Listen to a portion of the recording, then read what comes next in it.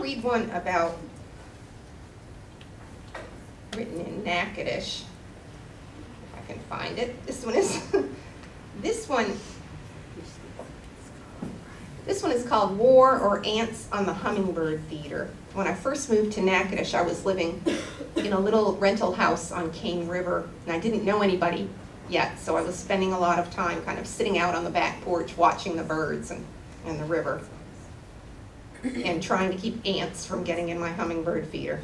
This is, "They won't cross a chalk line," he said, "so being a teacher and having a box full on hand, I stood on a lawn chair and daubed at the cottonwood's lowest branch until there was a white ring around it.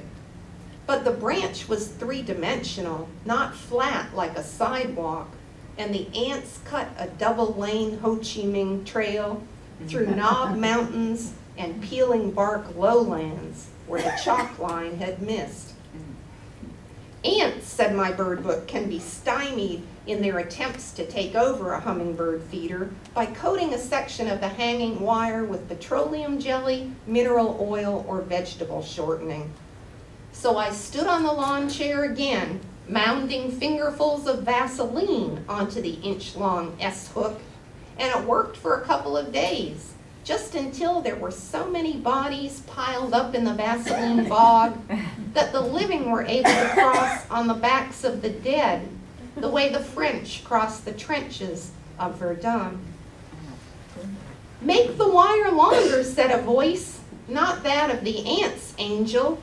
So I unbent a coat hanger to its full length, buttered it with Vaseline, and stood on the lawn chair again, hooking one end to the tree and the other to the feeder. That did it.